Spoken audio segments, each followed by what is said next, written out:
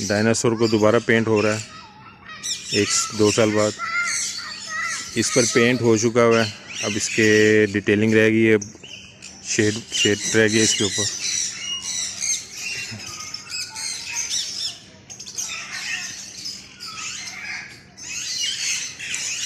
बारिश की वजह से आज इस पर पेंट नहीं हो सका।